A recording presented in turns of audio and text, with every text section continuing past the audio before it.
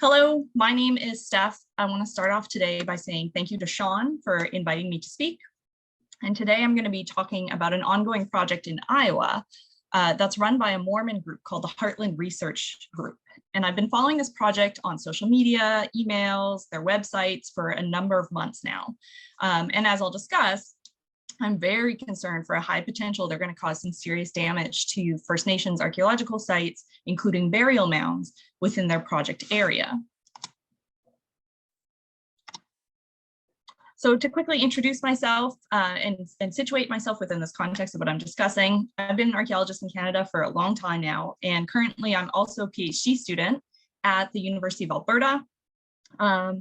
And I largely consider myself these days to be a historic and a contemporary archaeologist in what I affectionately call the archaeology of highly cursed content.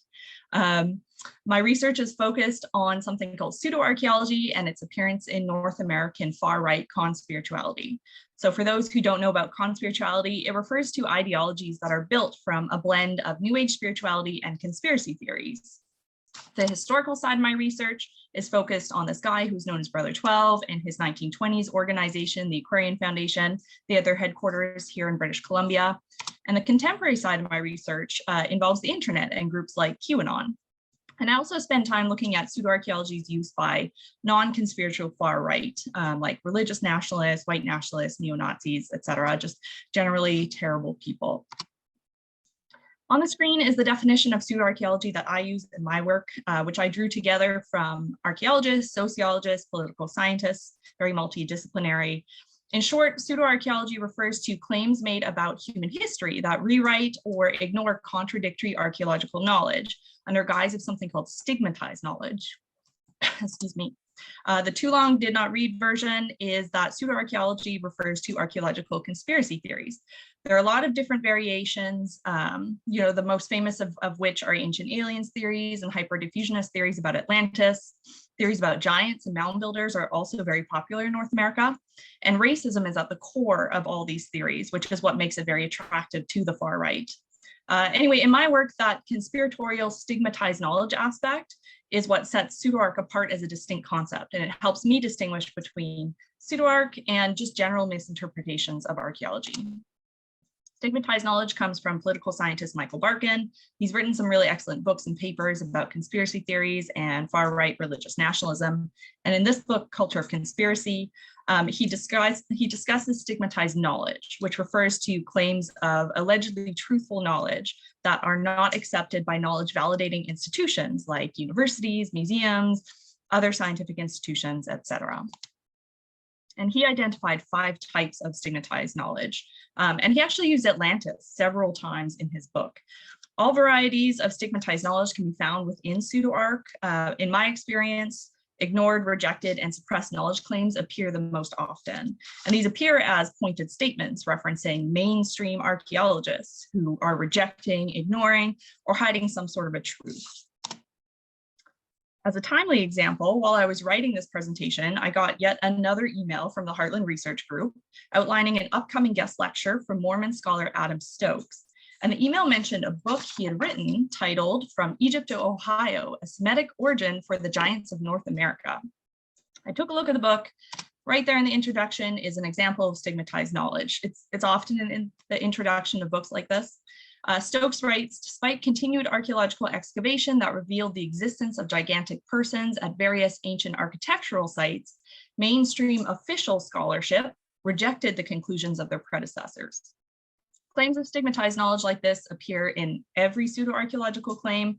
Once you see it, you can't unsee it. Now, the purpose of conspiracy theories is to cast doubt on a situation or person so that a new, more favorable narrative can be put in its place. And pseudoarch is no different. It casts doubt predominantly on the achievements of Black people, of Asian people, of Indigenous peoples around the world, so that new fantasized narratives about those achievements can be put in place. And this doubt casting acts as a theft of history, recontextualizing archaeological and historical sites and belonging to support an alternative narrative through their physical removal is a theft of history. But I also want us to consider that recontextualizing archaeological and historical sites and belongings with words, whether in a book or on a website or in a YouTube video, also acts as a theft of history. Moving on to the specific case from this presentation, last December, I was browsing one of my go-to spaces on Reddit for Pseudoarch when I came across a news article about a group of Mormon researchers undertaking archaeological research in southeast Iowa to look for Zarahemla, which is a large city described in the Book of Mormon. Although I knew about at least one person involved in the project prior to this article, I had never heard of the Heartland Research Group, but fortunately for me, they're very into using digital and social media like YouTube, Facebook, email lists, their websites. So it wasn't too hard to begin finding information about them. They produced several short videos about the project, including this trailer. And I'm not going to show you the whole trailer, but I do want to share some of it. And this is where I'm hoping the sound doesn't get too funky.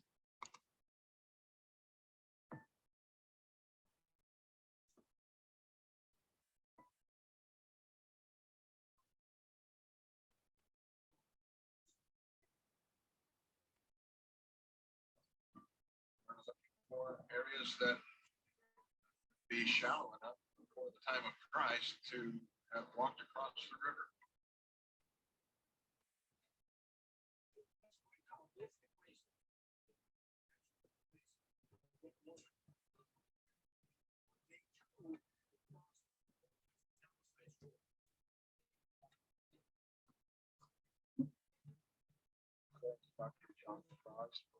No bacteria, virus can be present in those two compounds.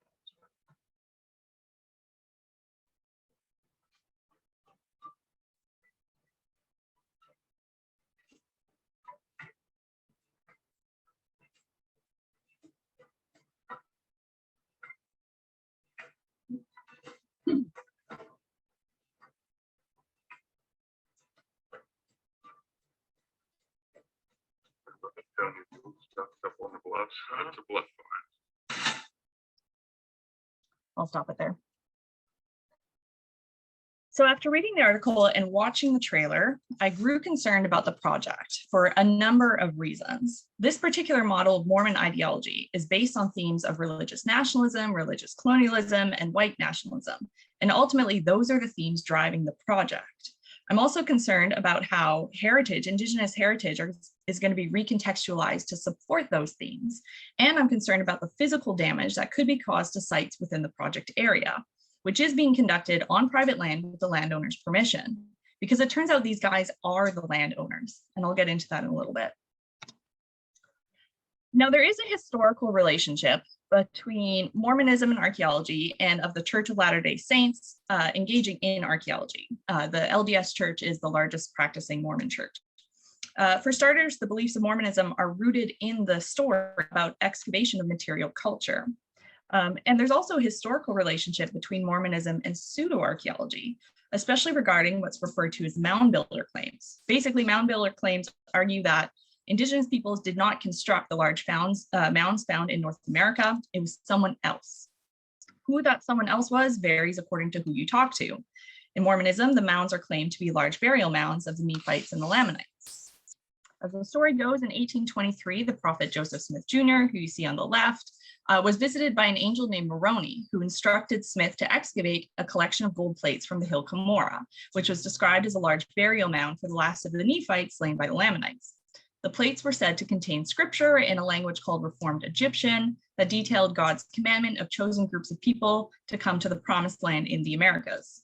The scripture described a group of people instructed to leave Jerusalem just before it was conquered by Babylon, and this group was told to sail by ship to the promised land, which is where their numbers grew, and they eventually divided into two groups who frequently warred with each other, the Nephites and the Lamanites. The Nephites were described as light-skinned and godly, while the Lamanites, who are believed to be the ancestors of Native Americans, were described as being unruly, and as a result, they were cursed with dark skin. The Lamanites who regained their righteousness also regained their white skin. Ultimately, Lamanites ended up slaying the Nephites. And the plates also briefly described an even earlier group of people, the Jaredites, who were ordered to leave the Tower of Babel and sail to the Promised Land, and they became the first people to settle in the Americas, according to the Book of Mormon. James Lewis has written about archaeology's use as a legitimization tool for religion by offering a scientific source of authority to support traditionally authoritative scriptures, and Mormonism is a good example of that. Archaeology was appealing to Mormons from literally the moment Joseph Smith published the Book of Mormon in the early mid-19th century. Even Smith himself engaged in archaeology. In 1834, he established an expedition called Zion's Camp, part of which included archaeological explorations to find proof of events described in the Book of Mormon. On the screen is an excerpt from Wilford Woodruff's journal. He's the guy on the left. He later served as the 4th president of the LDS Church. Woodruff joined Smith's Zion's Camp and described in this journal entry some of their visits to burial mounds in the US, in which the mounds were excavated and interpreted by Smith and others to support events described in the Book of Mormon, in particular clashes between the Nephites and the Lamanites. Now, in the Book of Mormon, the exact geographical locations of described events aren't given. They're just generally described, but nothing definitive said. And when the book was published, Smith was engaging with archaeology in the US to find proof of the events, but at the same time, there were many news stories being published describing archaeologists uncovering large cities in Mexico and Central American countries, and these news stories quickly gained popularity with Mormons as possible locations for the book's geography. And Smith suggested that the Book of Mormon included events that happened both in North and South America. Despite that, for a variety of reasons, Mormons became mostly drawn to Central America model. Book of Mormon archaeologists began to professionally excavate sites in Mesoamerica in the 1940s, claiming they were uncovering locations described in the book. Zarahemla, for example, was described as having been found in Mexico. In the 1950s, the LDS Church began to fund some of this archaeological work, and today the Central America model remains the predominant geographical model in Mormonism. However, there is a smaller but not necessarily insignificant group of Mormons that argue for what's called the Heartland Model, which places the events of the Book of Mormon in the central eastern United States in an area referred to as the Heartland of America. And this is the model that the Heartland Research Group is trying to prove with their work in Iowa. Unsurprisingly, the LDS Church is not endorsing or supporting this project. The current Heartland model is a much more recent model, and from what I found, it seems to have originated in the early 2000s in the works of Rod Meldrum and Wayne May. Even though they co-published these books, it's usually Wayne May and Rod Meldrum alone given credit. Meldrum's Prophecies and Prophets book, May's This Land series are credited as being the foundations for the Heartland model.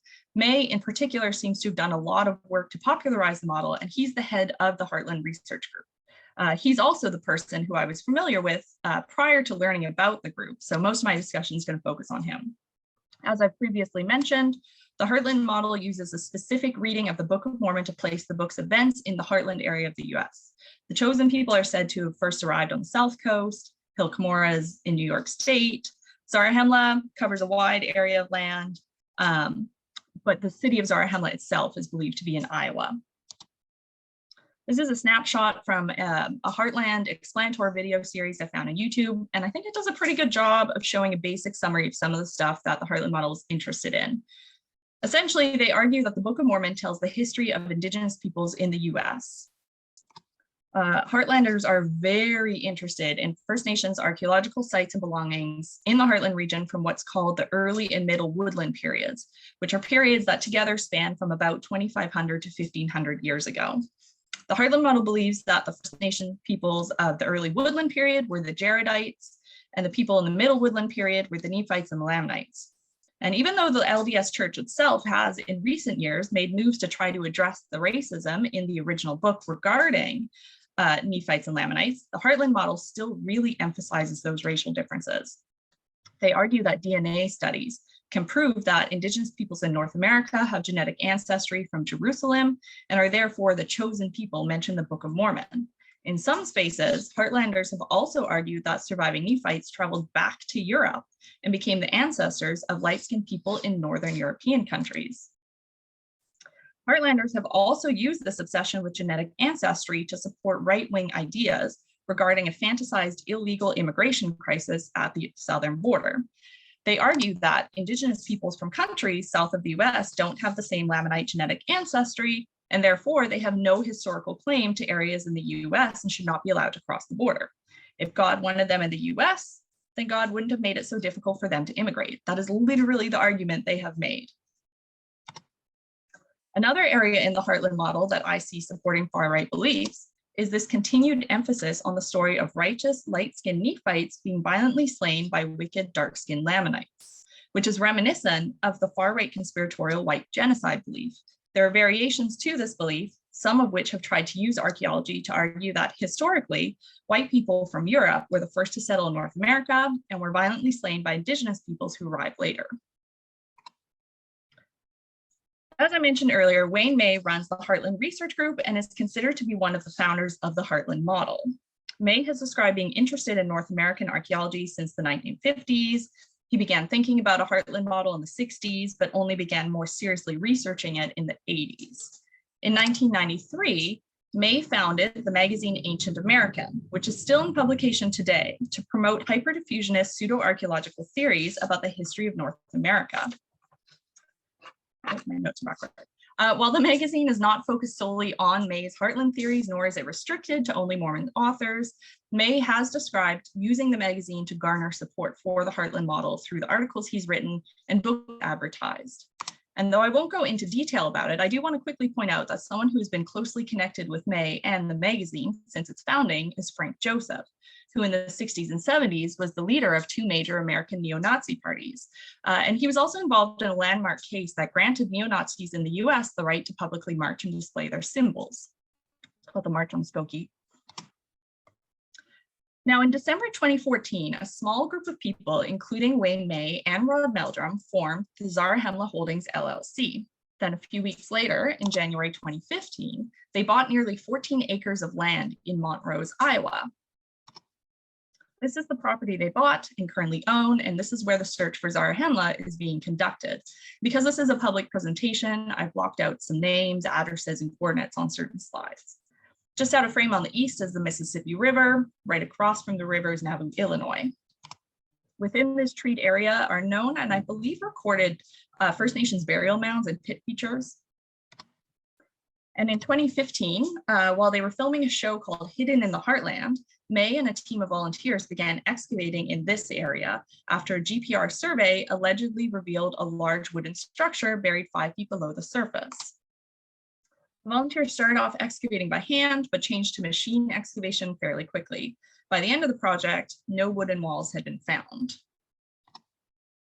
Between 2015 and today, the Heartland Research Project has spent some time using newer geophysical techniques to better help them identify new areas of the property to explore, and they've been focusing their attention on these 2 areas.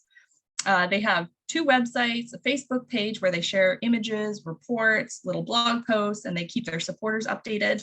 I also signed up for their email list, and sometimes I get several emails a day with small updates on what they've been working on.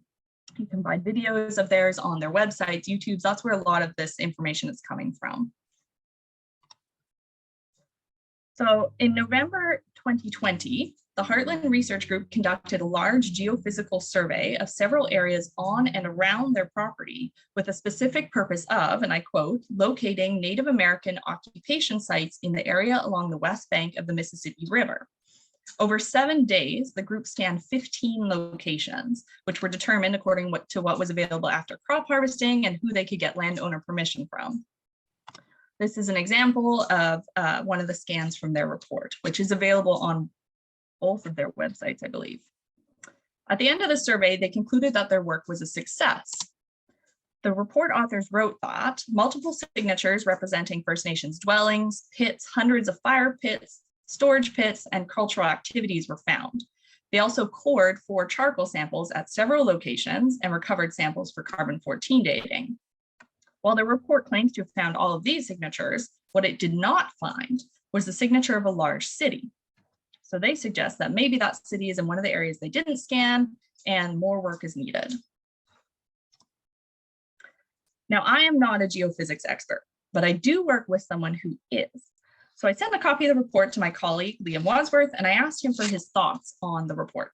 And Liam identified several issues with the report, including a lack of descriptions, a lack of explanations of their confidence systems, a lack of explanation for why they were writing off certain areas and not others. And what he ultimately concluded is that the report was not conclusive enough to support the conclusions the authors were making regarding Indigenous peoples in Zarahemla, and that the report could lead to some serious damage. But following the results of their magnetometry report, in August 2021, the Heartland Group began machine excavations at newly identified areas on the property they own. And you can see the excavation scars in this Google Earth image, which was taken, I think, September 2021, so like a month after. I didn't have a time to include the video, but there are videos of them excavating at the site. They were using an excavator in no systematic manner. It looks like they're just trying to get down as fast as they can to where the fire pit signatures were being picked up. And it's a mess. Oh yeah. So then in November 2021, a few months later, the Heartland Group flew a LiDAR-equipped plane over parts of both Iowa and neighboring Illinois in the hopes that the LiDAR would provide more clear and conclusive proof for the city of Zarahemla. They did so with the permission of the owners on the property in Illinois that's directly across the Mississippi River from the Heartland Group's property. And the Heartland Group considers the Mississippi River to be the river side on. And the LiDAR did indeed return some really beautiful images of several mounds, some sort of structure it looks like. But just like the magnetometry report from the year before, the mounds were both acknowledged as belonging to First Nations and recontextualized to support the history of Zarahemla.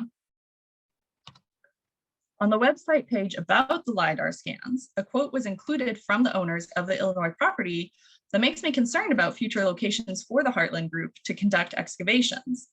This quote gives me the impression that the property owners are going to grant the Heartland Group permission to begin excavations on their property. It mentions excitement for the next level of archaeological research, and I'm concerned that means there may be excavation plans for the mounds or the areas immediately around the mounds, and how, once again, those excavations are going to be recontextualized and that history stolen from the descendants of the peoples who built the mounds. In early March of this year, the Heartland Group research group did announce that they had plans for fieldwork. I think they said they were going to go out on March 28th to do some coring, some excavations looking for pit features, things like that. But they didn't specify where the fieldwork was going to take place. So I don't know if they were going to be doing this on their own property or if they were going to go across the river into Illinois. And unfortunately, I haven't seen any follow-up since this fieldwork announcement. They haven't shared videos, they haven't shared announcements. They've instead focused all of their attention on a side project they have involving a ship replica. So I don't know if this happened. I don't know what came of it. So in conclusion, this highly hypocritical quote on the screen is from Wayne May's 2002 book. He asserts that one can't just go digging up any site and calling it a Book of Mormon site. And yet, that's exactly what he's doing in this pseudo-archaeological quest for Zarahemla 20 years later. By both physically and intellectually recontextualizing the history of Indigenous peoples in the United States, the Heartland Research Group is engaging in a theft of history to champion a narrative of religious nationalism, religious colonialism, and white nationalism. And they're also setting a dangerous precedent, a model of which other nationalists may begin to follow in their own quests, and through which Indigenous heritage will suffer greatly. Thank you.